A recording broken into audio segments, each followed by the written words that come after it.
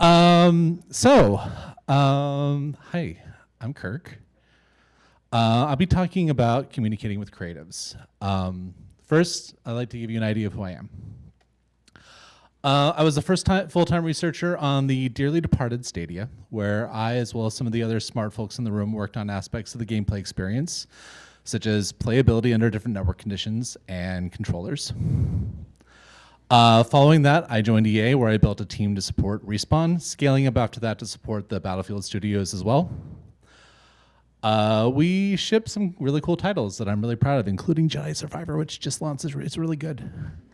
I can't claim too much credit for that one. That was mostly Suzanne and the rest of the team carrying that to the end.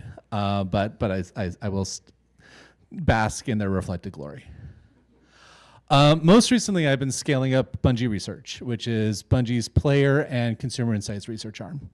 I'm privileged to lead a brilliant team of folks, and we recently announced our newest franchise yesterday, Marathon, which is also one of our oldest franchises somehow, but it's still really cool. I'm very excited. I was not able to put that in the slide because they locked the slides before I could, before we were able to put that in there.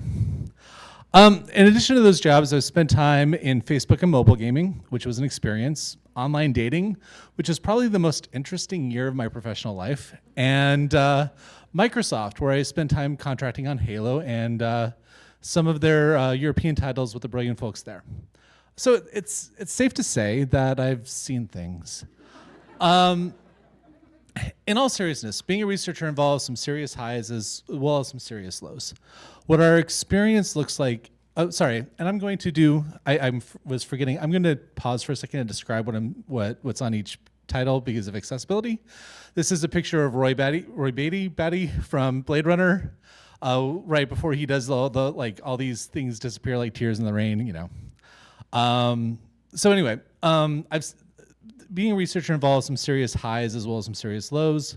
What our experience looks like is often driven by the relationship the UXR team has with the different people working on different parts of the game.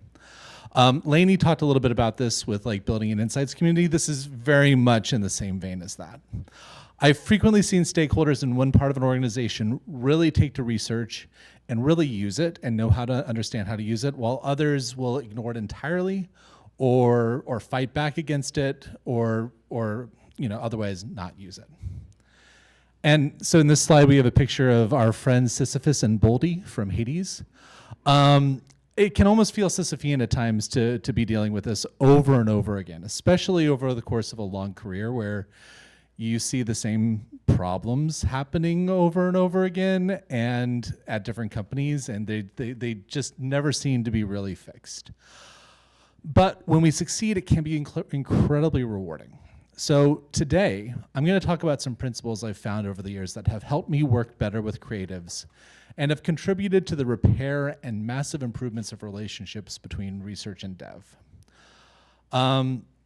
So over the course of my career, I've picked up some useful ways to think about building relationships with dev teams that might help researchers at every stage of their career, no matter how UX mature their studio or company might be. All right. I've been doing a version of this slide since I was at Google. I stole it from my first manager there, a guy named Patrick. But if you remember nothing else, if I fall down and pass out after this slide, you'll have gotten most of what the value from this talk. Hopefully that doesn't happen. I'm not that nervous. But most of the issues creatives have with research boil down to a lack of psychological safety. We'll talk about what psychological safety is, but it's hard to build and extremely easy to destroy. You can build psychological safety with dev teams by following a few heuristics. Demonstrating understanding of the creative vision by speaking the language of creatives. No surprises. Creatives have a voice in sharing research results and help people look good in front of their boss. Okay, so stepping back for a moment, not too far. While everyone who works on the game dev process helps create games, games are fundamentally works of art and commerce created by people with creative skills. This is true for tech as well, but it's especially true for games. And it's the source of some of the most interesting differences I've found between working in tech and working in or other fields and working in games. In this image, we have Ian and Poppy from Mythic Quest, the TV show that gives me flashbacks. So shows like Mythic Quest like to satirize the auteur approach to games. But the fact is that there is an important role for authorship in games. People are like, we center people and the creators in these products in ways that other industries don't. Games are often a job people work at because they can't not do them. We get paid less than in tech across the board. There's oftentimes less opportunities for growth compared to other industries. But oftentimes we're doing it because we find the ability to contribute to something creative, deeply fulfilling. And this is a GIF about a business cat. I just thought it was great, so I'm including it. Games are a several dollars were made. Games are also a multi-billion-dollar business, bigger than many other forms of media combined, and often cost millions or more, hundreds of millions and hundreds of people to make. As such, there is a huge amount of business risk in building these games. In this slide, we have Daffy Duck and Bugs Bunny arguing about whether it's duck season or wabbit season.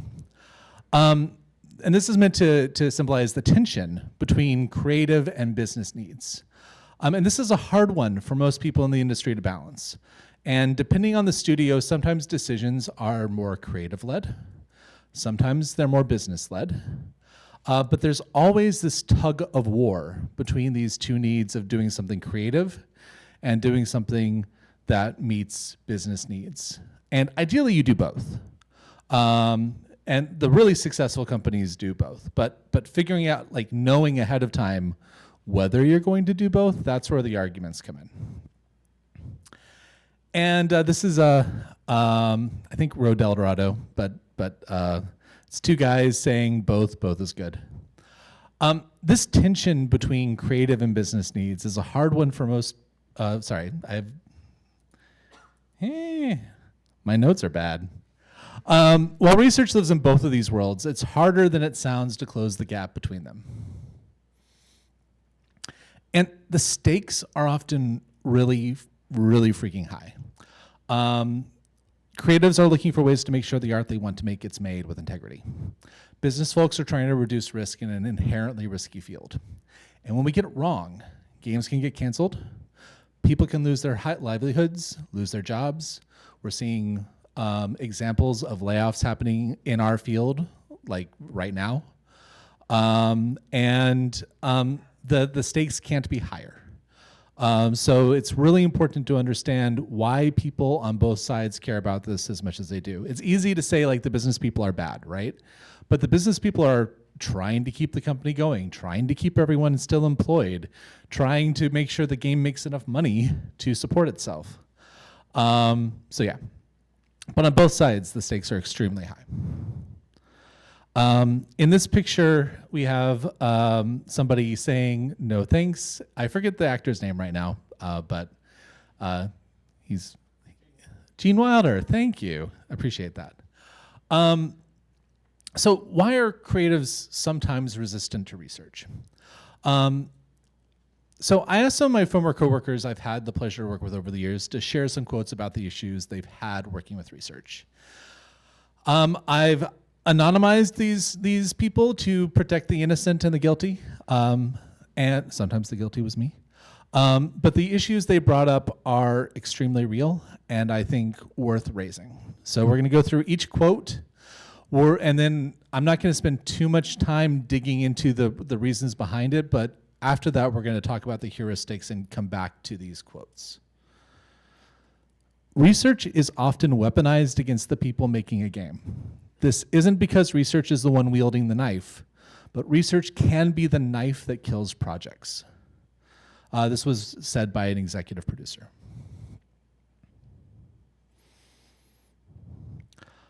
My worst experience with research was earlier in my career when a researcher delivered results that were not great, but we thought we had a plan to deal with it.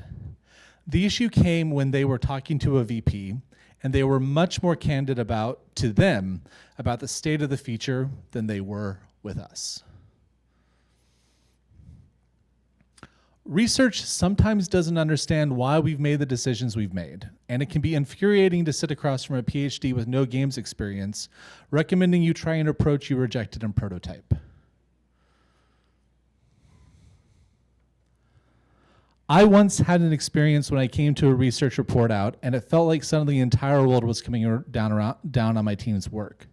The users hated it, my boss was breathing down my neck, and I felt like I had to defend the choices the team had made. And this was from a design lead. Research is great until it gets shared without context or prematurely. There has been more than once when a report has been shared with the executives, and suddenly we have a fire we're putting out. In these cases, the cost of doing research is more than the gain from having done it.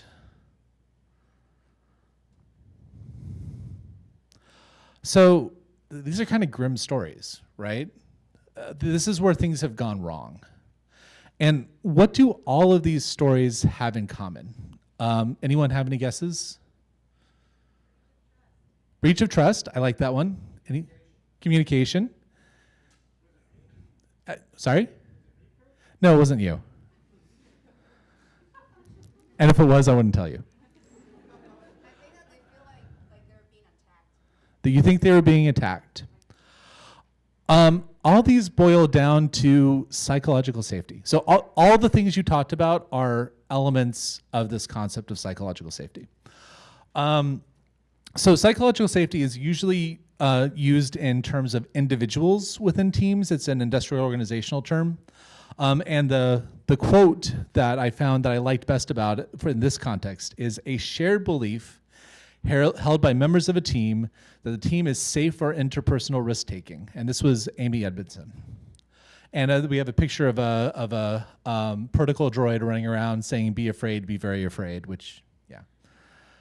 I had a lot of fun with the visual images, so hopefully you all did too.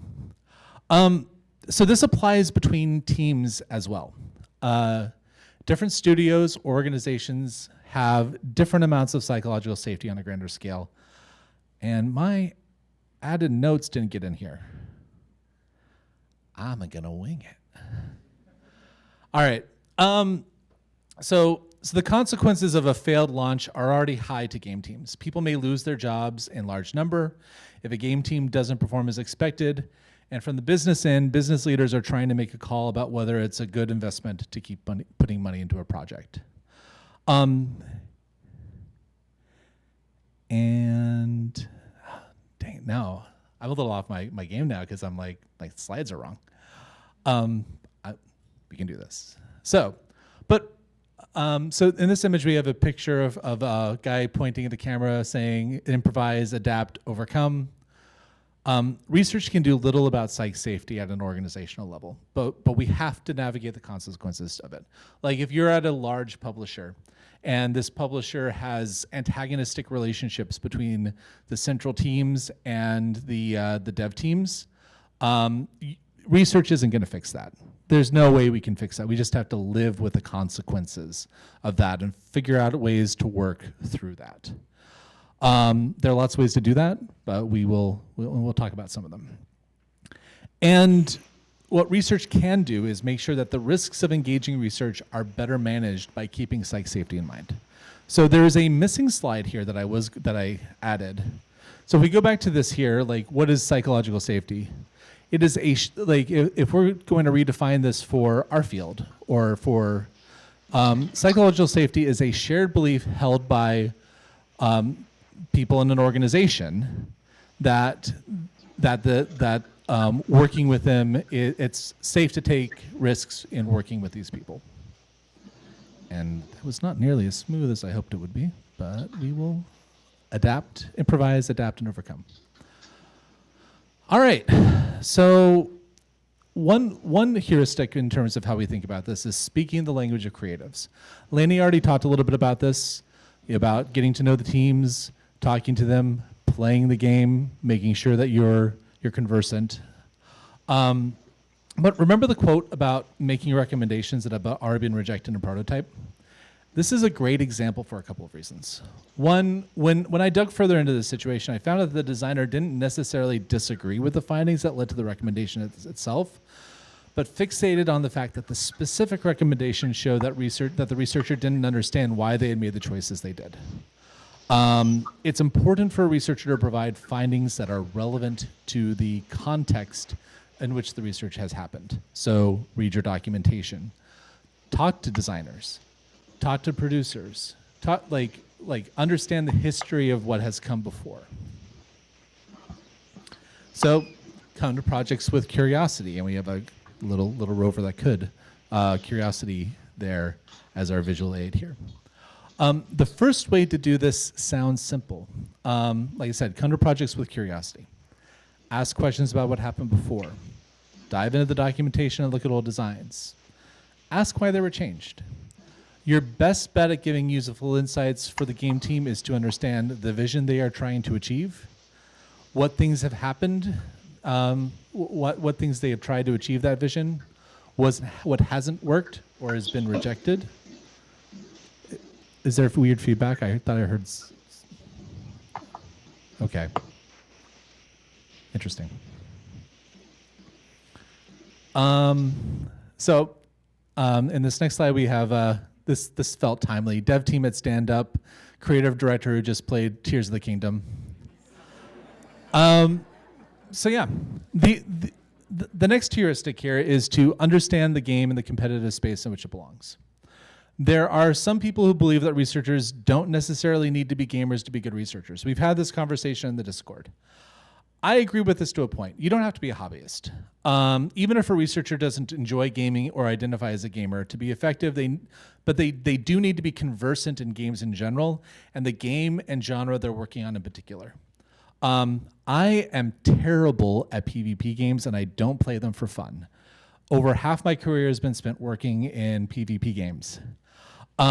Somehow I'm still useful because I spend the time understanding the mechanics, or I hire people that understand the mechanics better than I do. But regardless, if you like I said, you don't need to be a hobbyist, but if you're not participating in internal playtests and at least conversant in the game the creative director played last week and its impact on the industry, you're going to be missing out on part of the conversation. So failure to understand the game makes you vulnerable to the following risks: studying the wrong thing, not understanding nuance about areas of study, and making surface level recommendations. This is actually the really a really nasty one. And there's a whole separate discussion about recommendations that is like a knockdown, drag out fight. Recommendations depend on your team. I'm going to do a little sidebar really quick.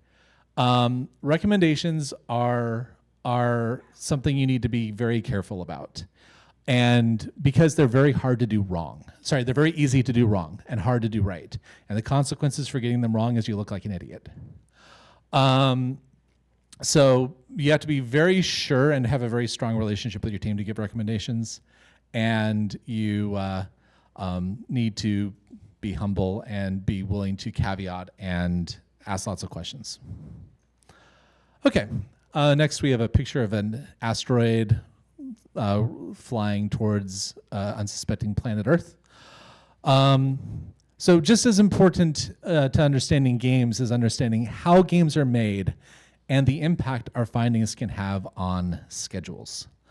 Some teams have issues with people running off and making changes based on their own beliefs, such as informed by reading a Twitter thread attending a research presentation. And it's important to work with leadership to understand how to share information within the team without causing churn. You need to identify a member of the team, usually a producer, to turn findings into plans of action and align on what is and is not actioned on. And have your data available to the team in an easy to reference way so that insights don't get lost. Side note, I have this whole action item spreadsheet that I created like 5 years ago. I've used it on multiple jobs. That is a way I've used to align teams on what the issues are that came out of a study, why research believe they happened, what the team is planning to do about it, who's responsible for doing that, and then for tracking the outcomes later. It's free. It's just a Google sheet. Feel free to ping me if you don't understand how to use it. I'm sharing it here because I think people should use it, and I used it to great effect. All right. So next major heuristic is no surprises. Now, this seems a little counterintuitive at first, right? Like the idea, like there's almost a meme of like the scientist presenting results and everybody is surprised and shocked and they take action as a result of that. But what actually happens when you surprise people with bad news is they get defensive, and they start arguing, and they start trying to protect their team or protect their decision-making process. So think back to this scenario. This scenario is really, really unfortunate, even when it's possible to understand how it got here. Sometimes researchers feel the need to tiptoe around tough topics. For example, instead of saying to a responsible party on the team, this feature isn't meeting our goals, they might say, this is what's good, and this is not working. But maybe they don't really make it clear that their opinion is that this is not meeting our goals. And then in a meeting with an exec, the same researcher might speak more clearly because maybe they feel like the exec listens to them and they're able to have influence there. And they speak much more clearly about the state of the game. And suddenly the executive becomes alarmed. The alarmed exec then reaches out with alarm that doesn't match the tone that the team thought was conveyed to them. So this results in two bad things. One is there's a scramble as a result of a randomizing event from above. And two, it is a surprise. The team doesn't know, like the dev team doesn't know that you thought this. The dev team doesn't know that this is that bad. And the dev team doesn't know that the executive knows about it. These are all bad things. In this next slide, we have Yoda saying consistency, the key also is. So always make sure that what you're telling different people in the organization is largely the same in message. It can be different in level of detail. You're not gonna say the exact, like give the executive the 2-hour presentation you're gonna give to the designer or whatever. But the message, the takeaway message, if you remember nothing else of it, has to be the same. Yep. This is a controversial one. If possible, keep most research internal to the team. We have an image of a GIF of Frodo and Gandalf, where Gandalf is telling Frodo, keep it secret, keep it safe. Most research done on a title is primarily aimed at helping teams make a game better. These kinds of tactical studies are best kept internal to allow room for failure and iteration without it becoming a thing. I'm not quite as extreme as John Hobson on this topic, where in that I don't advocate burn after reading for some of these projects, but I do think having a robust firewall in place on who can access tactical research allows a team to feel safe feel safe being real in their responses to you about their finding, and avoids an unexpected, read bad, result becoming a fire drill. And this is one of the things that is hardest to get teams to understand, that challenging results are not necessarily bad. They can become bad if it creates bad organizational outcomes, but and that's what people are afraid of. They're not afraid of bad, like learning that they had the wrong expectations or the wrong hypothesis. They're afraid of it like coming around to bite them in the ass, and their boss's boss finding out and them looking bad. So how do we deal with this? Always involve game teams in sharing research upwards. This is a GIF of the people who played Iron Man and Happy saying we're a hell of a team. This is the idea of what you want to do. But this one can be difficult and scary, especially if you're a mid-level researcher and your boss says, I need the report you just finished without giving any context. Anytime you get a request to share research, ask questions. Who is going to see this? Do they provide context for the request? Are there any concerns that I can help with? Once you know the scope of the request or who is going to see it, involve the game team in sharing. Sometimes they might object to the sharing. But especially in cases where we don't report into the dev team and are responsible to outside stakeholders, there are times where we literally can't say no to these requests. In those situations, bringing the dev team along helps you avoid them being surprised by the exec coming down on them and allows them to work to make sure it minimizes disruption to their ability to make the game good.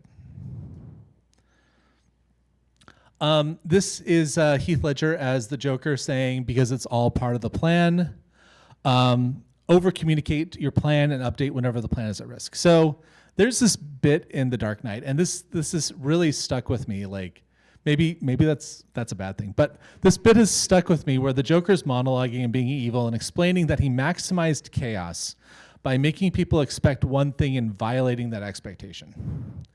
And this happens a lot. Not all the time, but this can happen really easily with research. We tell people we give them the expectation that we're going to deliver by a certain date, and then we don't deliver by that date. Or we give them an expectation that we're going to learn specific things, and something happens in the protocol that means we won't be able to answer that question.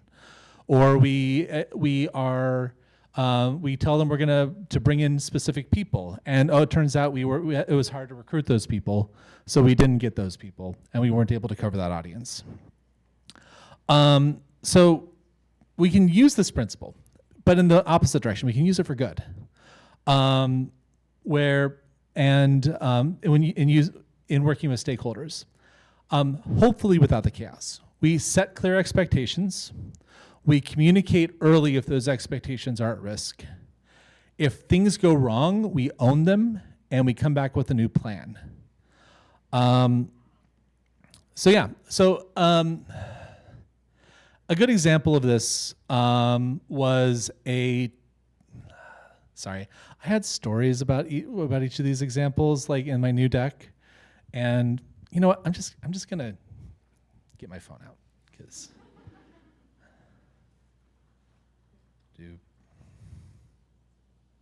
how are we doing on time? Okay.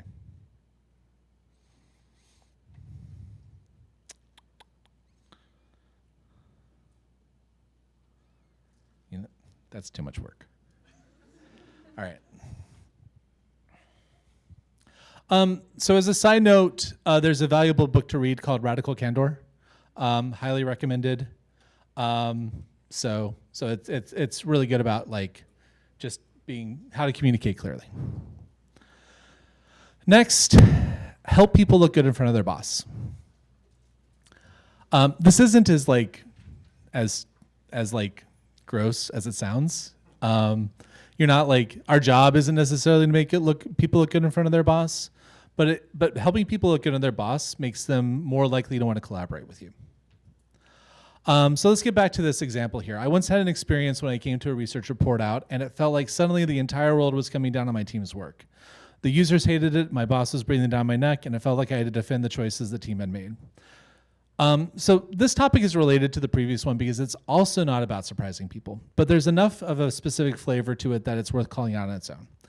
Have you ever had a stakeholder that's kind of checked out, flipping through their phone, and when you share tough results, like maybe you share something negative or something, and suddenly they're very engaged. They have put down that phone and they are in it. They are telling you how bad your research method is. They are asking why you only have 12 people, only have 8 people in your usability study, and how can we know anything from having 8 people? And they are painting that shed like nobody's business. Why do they do this? Does anyone know? Does anyone have any guesses why they might do this? They're afraid. That's a good one.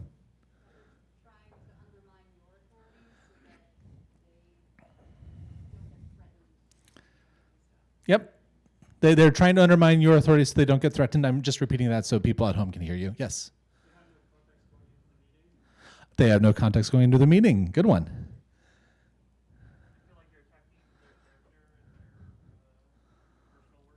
They feel like you're attacking their character or their personal work. Also, maybe attacking their team members. Yes. Yep, they feel like they have to defend themselves. All these are true. Oftentimes this happens because they were surprised by the findings, often in front of their boss. They haven't had time to think deeply about what to do next. So they give themselves time by casting doubt on the findings. This is the kind of thing that can be prevented by clear communication ahead of time. So this is a picture of a really good and very expensive whiskey that is made on the island I live on.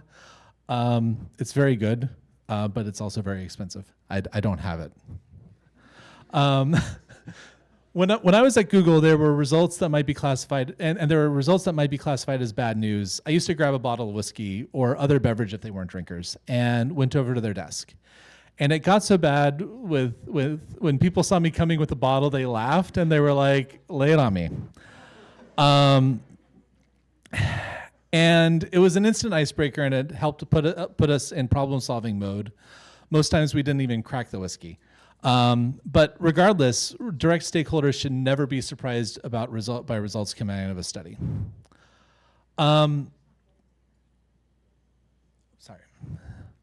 This segues nicely into our next topic, involving stakeholders and planning outcomes from studies. We already talked about the importance of making sure we work with the team to track findings and help drive recommendations forward after report.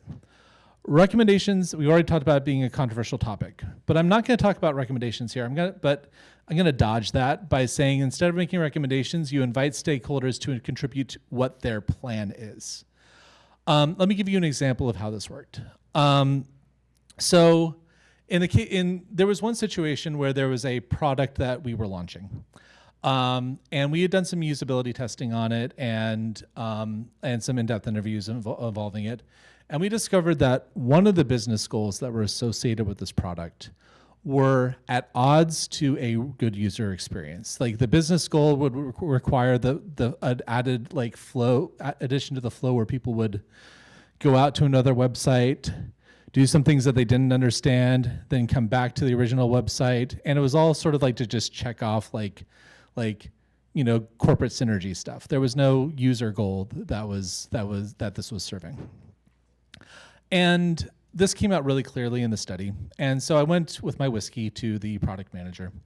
And the product manager and I were talking about this. And at first they were like, well, this is the business goal. We have to do this. We don't have a choice. But because I talked to them before the report happened, and before the report happened, we were able to sit down and work out a plan to pitch together to the VP.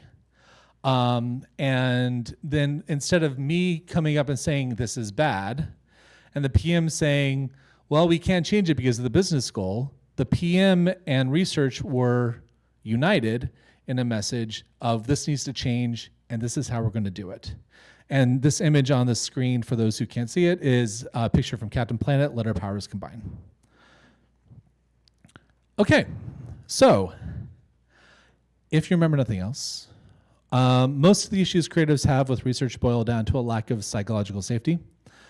Psychological safety is hard to build and easy to destroy.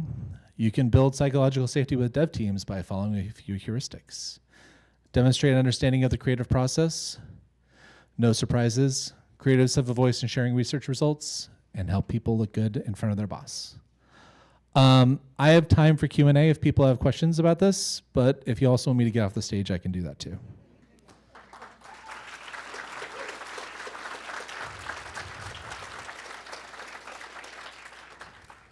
Yes, question.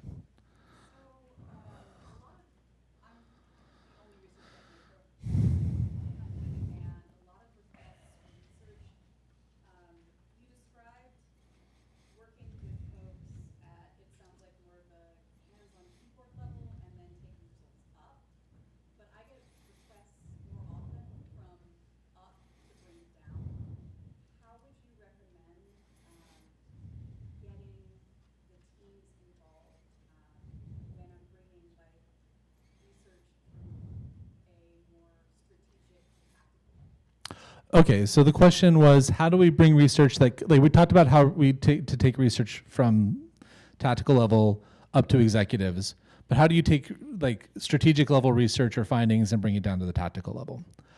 Um, so there's a few ways to do that. One is depends on if you did the research yourself. Usually, if you have a good relationship with your dev teams and they trust you, they should, they're not going to outright reject out of hand what you're bringing to them. The other thing to do is come with humility. Say, like there's this thing that we did for, I don't know, whatever strategic project. I was looking at it and I thought that there might be some relevance for the work that you're doing. And I know that insert executive name here is talking about this as an important to them, so it might be good for you to spend some time taking a look at this. That's very humble. It's very like, I'm advising you, I'm providing you information, I'm not telling you what to do. That's how I would approach it. I don't know if that answers your question, though. No, that's great. Thank you. Cool. Any other questions? Yeah, go for it. With psychological safety being hard to build, do you feel there's a difference between doing that for like building a team in person versus Zoom or something? Great question. With psychological safety being hard to build, do I see a difference between building it with over Zoom via in person? Yes and no. I would say that like there was during my time at a studio that I was at during the pandemic. Actually, like going into pandemic mode and Zoom actually made it easier for me to build relationships with that studio, because all of a sudden they had this like fortress mentality where if you weren't on site on the studio, you were dog meat. You weren't part of the team, you weren't there. But suddenly, like with Zoom, everything was democratized, and everybody's voice was equal no matter where they were. So there was definitely an element that where the othering that comes from being on site versus off site that can happen in large companies was reduced. So there's a benefit there. The challenge comes in is that it is harder to build relationships, and successful researchers thrive on the relationships they build. And if you don't have time, if you don't have the ability to go to like the after hours club where you're doing Dance Revolution with your coworkers or whatever, it's harder to build, or play soccer or go just grab lunch. It's harder to build those more casual relationships that are not purely transactional. So I would encourage people to make efforts to figure out ways to do that. Playing in play tests is a really good way to do this if it's a multiplayer game. And yeah, does that answer your question? Yeah, cool. Right there. How do researchers can you protect, if at all, developers from external information? Like if it's a live game and there's sentiment about it, and devs will obviously be biased when they hear outside information. Is there any way we can support our devs kind of protect them in a sense?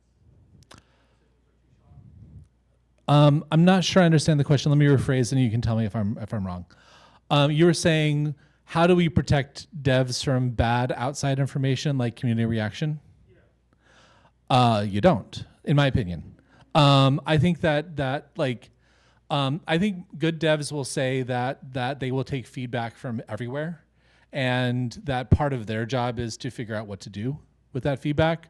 Research is one of those sources of feedback, but it is our job to be kind but blunt about the topics that we are seeing, the findings that we have that we found in our research, especially if they're challenging to some of the assumptions that they have or some of the beliefs that they hold about their players.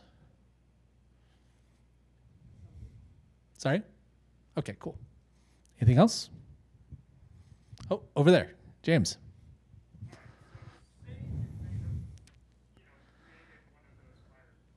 Okay.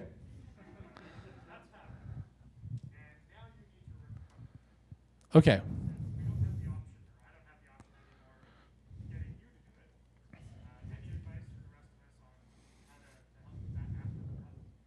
Sure. So the question is, let's say there was one of the fire drills that we described, something goes terribly wrong. How do you recover from that?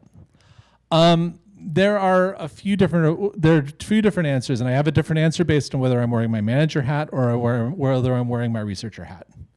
If I'm a manager, I'm looking at the relationship between the researcher and the dev team or the feature team, and I'm like, is this reparable? Has this been burnt beyond all repair, or can this be salvaged? If I think it can be salvaged, I start giving major support to the researcher to help them, give them time, give them support, give them the tools to do some of the things we've been talking about to rebuild that psychological safety. And it's very much, again, you have to start from scratch. You have to basically, when something really bad happens, you're starting from scratch. You're rebuilding trust from the beginning with added difficulty from the fact that trust has somehow been violated previously. But there's also times where it's just like that relationship is burnt, right? And as a manager, if that's like not reparable, I will sometimes swap that person out with somebody else. Or we would part of the reason I was brought into one of the companies I worked at was literally to be a fixer for a relationship with a dev team that had gone kind of sour. And so maybe you'll hire a specialist or someone who's really good at that. But that's, it's basically start from scratch, go slow, be humble, ask lots of questions, figure out, do the work you need to do to rebuild those trusts, and look for the remaining advocates and work more closely with them. Maybe they can be your front man or front person for a bit.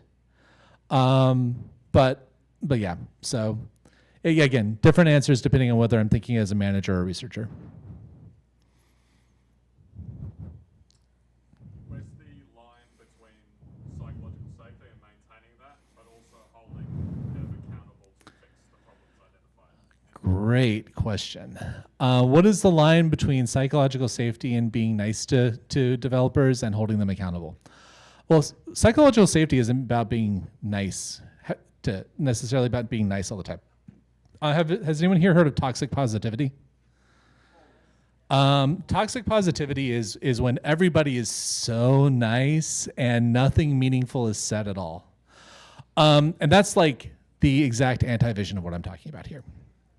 But in order to be valuable as researchers, we have to tell people the truth. Now, we can be kind in the way we frame the truth, but we also have to be blunt so it's clear and that the consequences are clear. We do no one any favors by sugarcoating things. Now, we also run the risk, oftentimes I think researchers think issues are a bigger deal than they actually are. We're still like, oh my gosh, the users are telling me this, and then the feature launches, and yes, we see this in sentiment, but the game doesn't go down in flames. Money is still made. Everyone is still it's maybe there's a bump in MAU for a month, but it's back to normal. The consequences are sometimes not as big as we imagine it to be. So it's a combination of being clear about what we believe, having the evidence to back it up, and also knowing which hills to die on. Sometimes it's not worth it. And so you disagree and commit, and you document.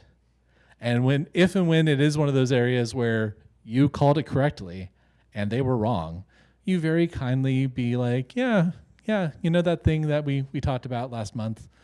Yeah, how about that? What can we do to prevent that in the future?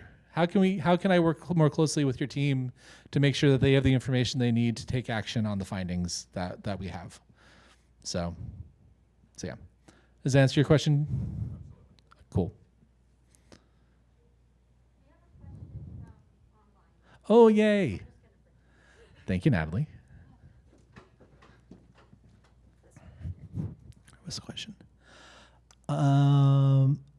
Unfortunately, have a bottle of alcohol or go to party stuff does tend to result in issues around diversity. Both are factors that are known to contribute to gender imbalances in workplaces, for example. Do you feel there are other ways to do this other than drinking and parties?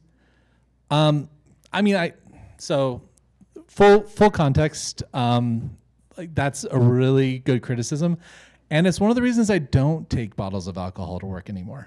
It was a very Google thing to do. There was lots of drinking at Google, and it was not necessarily the best thing.